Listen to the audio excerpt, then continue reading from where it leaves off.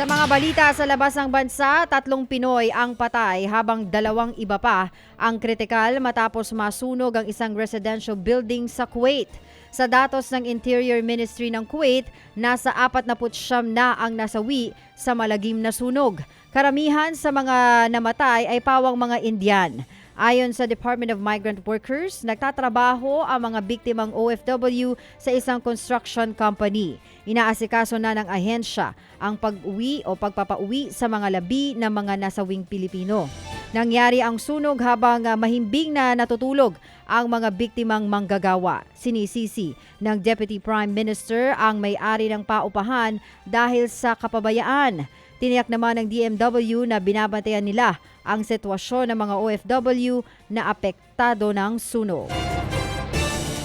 Umakyat na po sa halos 38,000 ang Palestinong patay sa pagpuputuloy ng digmaan ng Hamas kontra Israeli Defense Forces sa Gaza. At ayon po sa Health Ministry ng Gaza, natukoy na ang pagkakakilanlan ng 24,000 mga labi. Nasa higit na 50% ng mga namatay ay pawang mga kababaihan at bata. Una pong pinaigting ng IDF ang opensiba kontra Hamas matapos nga pong bombahin sa iba't ibang direksyon ang syudad ng Rafah dahil sa hinihinalang kuta ng militanteng grupo. Yan po sa kabila pa rin ng panibago pong panukalang tigil putukan na magkabilang panig na sinusulong ng UN Security Council. Sunod-sunod naman na binomba ng Russian forces ang iba't ibang lugar sa Ukraine. Ayon sa Russia, kabilang sa inasinta ng kanilang hanay ang military field ng Ukrainian forces sakop ng Pokrovsk sa nakalipas na magdamag. Bukod po dyan, inatake rin ng Russian forces ang istasyon ng armas at pampasabog ng Ukraine. Kinumpirma naman ng Ukrainian Armed Forces na nagkaroon ng bakbakan sa pagitan ng kanilang puwersa kontra Russian forces. Patuloy pang inaalam ang bilang ng mga nasawi at lawak ng pinsala sa naturang gyera. Nilamon po naman ng sunog ang isang oil refinery sa Erbil sa Iraq.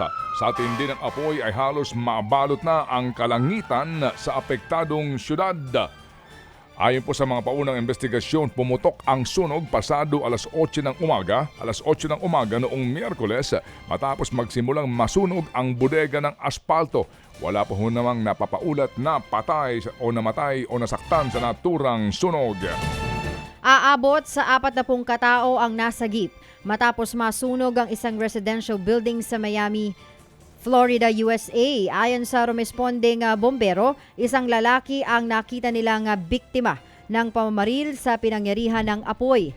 Kinilala ang lalaking biktima na empleyado ng naturang paupahan. Gumugulong na ang investigasyon sa pinagmula ng sunog sa residential building. Ted Filon at DJ Chacha. Ngayon, nasa Radyo 5, 92.3 News FM. Monday to Friday, 6 to 10 a.m.